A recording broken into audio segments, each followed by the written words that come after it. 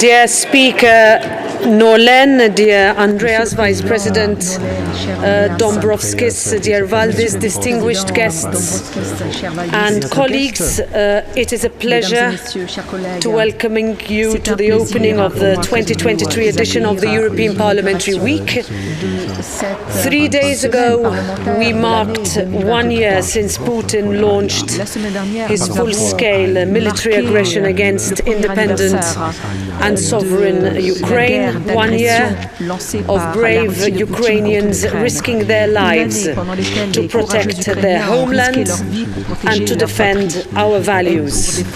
1 year of global instability as Putin persists in his illegal and ruthless pursuits. Last year, when I addressed this forum, I spoke about the impact of crises on our economy and our response to them. The war in Ukraine was only a few weeks old yet.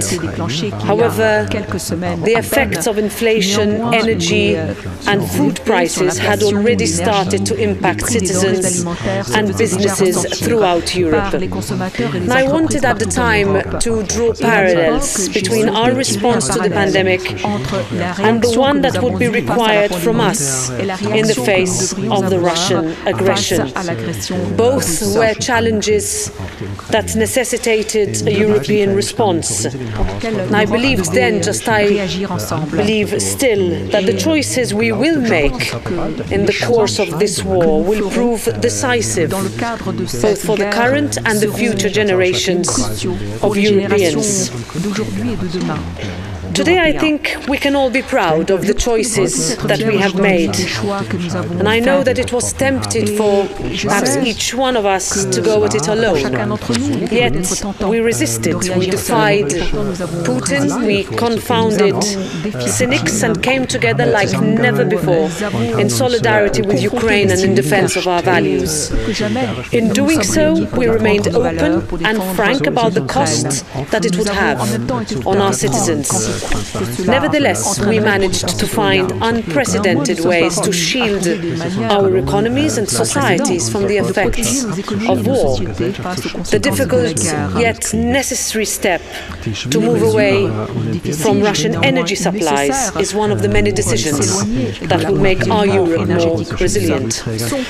A year later, I will not in any way try to underestimate the challenging situation we still find ourselves in, and I remain painfully aware that we have not yet done enough for Ukraine and for our citizens. The war is still raging. We cannot allow war fatigue to set in, because that is exactly what the Kremlin is hoping for. It wants to exhaust our systems, it wants to exhaust our patience. Ukraine still needs much more support. And our citizens need more support too. In this time of global instability, of high inflation, costly energy prices, struggling industries and painful household bills, Europe needs to build on its biggest asset. This year, our single market marks its 30th anniversary. In this time, we have seen more opportunities for people, businesses and consumers than we could have ever imagined. Being the world's largest single and democratic market has strengthened our place in the world. And even in times where our European way of doing things is being put into question, we are still setting global standards, because our way of open societies and open markets works. And we can build on this. We should speed up investment in Europe to put the European economy back on a stable path of growth. 2 years ago, Next Generation EU was our historic response to the effects of of the pandemic. 2 years later, it is now also crucial to our responses to the effects of the war. The recent agreement on REPowerEU will accelerate the green transition and strengthen the European Union's strategic autonomy. And even after all of this, Next Generation EU funding is still capable of financing more key investments and reforms. We only need the political will to do it. Just a few weeks ago it was reported that energy and electricity firms made record-breaking profits in 2022. Now is the time to go back, even double down on the idea of a windfall tax on energy companies. And I know that last September Member States had agreed on a form of a windfall tax, but this will only start applying this year and will be limited in scope.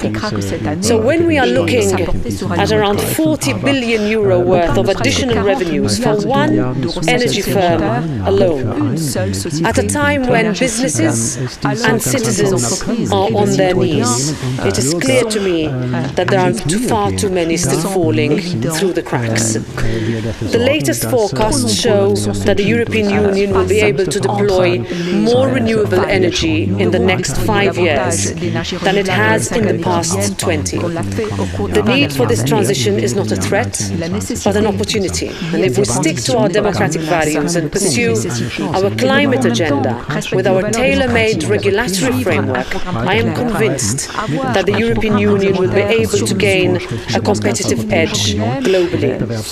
And in doing so, we must avoid the temptation of participating in a protectionist race.